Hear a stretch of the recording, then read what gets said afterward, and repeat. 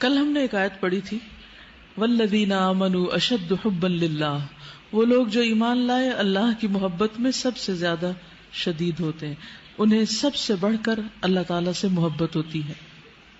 اس محبت کی کچھ علامتیں ہوتی ہیں، وہ علامتیں لکھ کر اپنے پاس لگا لیں، جس سے یہ پتا چلے گا کہ واقعی آپ اللہ سے سب سے بڑھ کر محبت کر رہے ہیں۔ یہ علامات علامہ ابن القیم الجوزیہ نے لکھی ہیں قرآن و سنت کے گہرے مطالعے کے بعد، کہ اللہ سے محبت کرنے والوں کی علامات کیا ہوتی ہیں۔ نمبر 1، قرآن کی تلاوت تدبر کے ساتھ کرتا ہے۔ قرآن کی تلاوت تدبر کے ساتھ، یعنی سمجھ کر، کیونکہ قرآن اللہ کا کلام ہے نا، اللہ تعالیٰ ہم سے بات کر رہے ہیں، تو جس سے آپ محبت کرتے ہیں کیا آپ اس کی بات کو سنی انسنی کر دیتے ہیں، یا اس کی بات کو بار بار سننے کی تمنا رکھتے ہیں اور بار بار پڑھتے ہیں؟ تو پھر اپنے دل کا جائزہ لے لیں، واقعی اللہ سے محبت ہے۔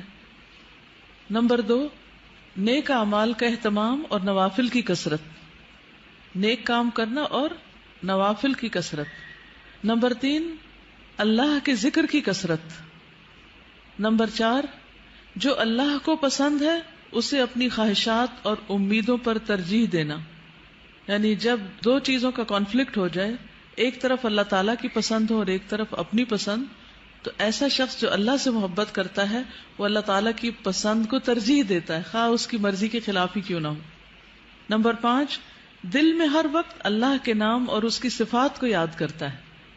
تو جس کے دل میں اللہ تعالیٰ کے نام اور اس کی صفات ہوں تو اس دل میں تو کوئی مایوسی اور پریشانی اور لوگوں کے بارے میں غلط باتیں سوچنا اور بدگمانیاں پالنا اور غل اور حسد اور حقد، وہ پھر نہیں رہتے، کیونکہ اس کا دل فارغ نہیں ہے۔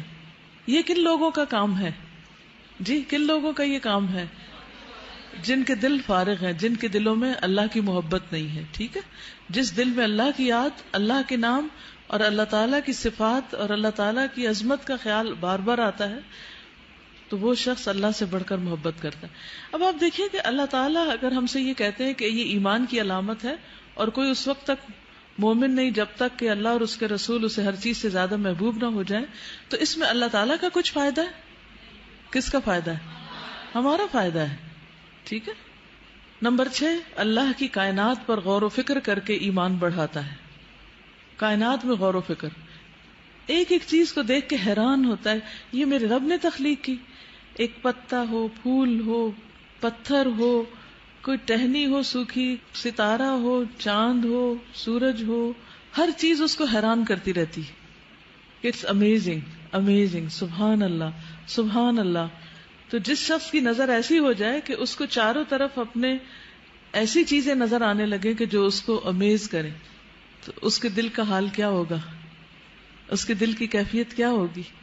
اور ایک وہ شخص ہے جو ہر طرف لوگوں کے عیب چن رہا ہے، اچھا یہ غلطی کر رہا ہے، کہ فلاں یہ خرابی کر رہا ہے، فلاں یہ، تو کچھ نگاہیں صرف دوسروں کے عیب چنتی ہیں اور کچھ نگاہیں اللہ کی قدرت دیکھتی رہتی ہیں۔